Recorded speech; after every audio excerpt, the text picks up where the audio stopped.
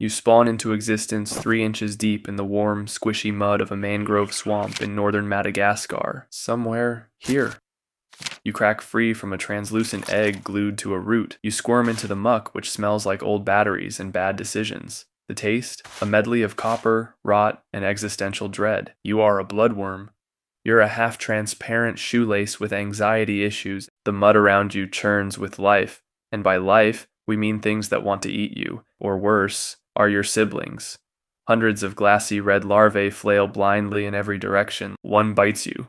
Welcome to Bloodworm Kindergarten. Survive recess or get eaten by your desk partner. You're less than a centimeter long, basically a sentient red thread with hemoglobin that makes you glow like a fleshy glow stick for predators. You're visible, vulnerable. You try to dig, but the mud slices back. Razor clam fragments, crushed snail shells, microplastic.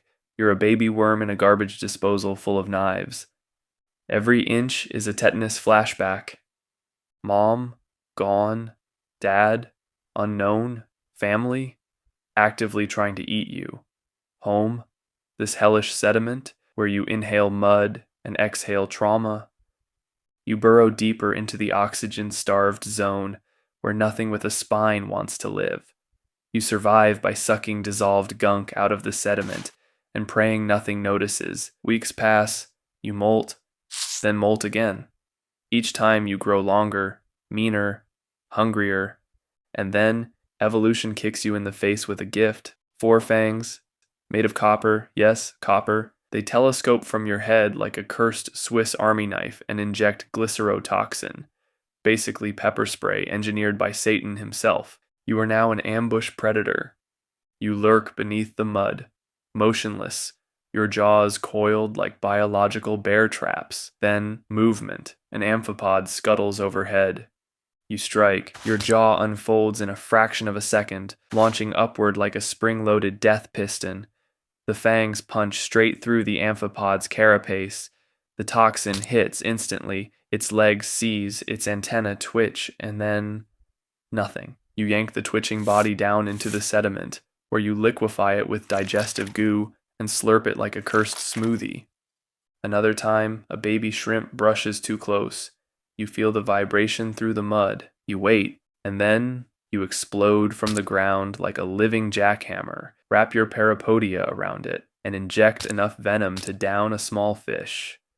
Predation isn't a meal, it's a gamble. Sometimes your tunnels collapse. Sometimes prey fights back. You once latched onto a juvenile horseshoe crab. It didn't die. It rotated 180 degrees and clamped down on you like a bear trap. You learned humility and lost 3 brain cells. Tides rise, tides fall. Sewage surges in from upstream. A cigarette butt drifts by. You filter organic particles and exhale nitrogen like a swamp Roomba, and yet somehow humans still call this ecological balance. Humans love you, not because you're cute. You're not. You look like intestines grew legs and started biting things. They love you because you're bait. Fishing bait. You're 6 months old now. 8 centimeters of venomous muscle and emotional damage. You wait. You lunge. You impale. You feast. You are the mugger of the mud flat, but monsters still lurk. Green crabs bulldoze through your neighborhood like drunk tanks. Flounders hoover the mud like Roombas of doom. You dig deeper. You survive. Until the full moon rises. At 18 months, something changes. Your body swells. Your brain scrambles. You stop eating. Your skin turns paper thin. Your eyes balloon like stress balls. Welcome to epitoke, reproduction mode.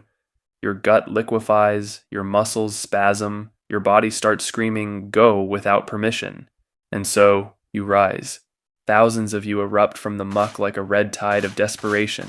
Moonlight catches your swollen, frantic forms as fish rise to the buffet. You don't care. You shoot forward through the water like a meat torpedo, trailing milky clouds of sperm and regret. You did it. You reproduced. And now, you dissolve. Your jaws sag, your body softens, your muscles twitch and fail. A flounder rises beneath you. You feel the vacuum of its mouth a split second before darkness. You are gone. Somewhere below, a new clutch of bloodworm eggs glows faintly in the sediment. You were a bloodworm. You were horrifying. And now, you're a legend. Life as a bloodworm is hard, but believe it or not, there's animals that have it worse, way worse.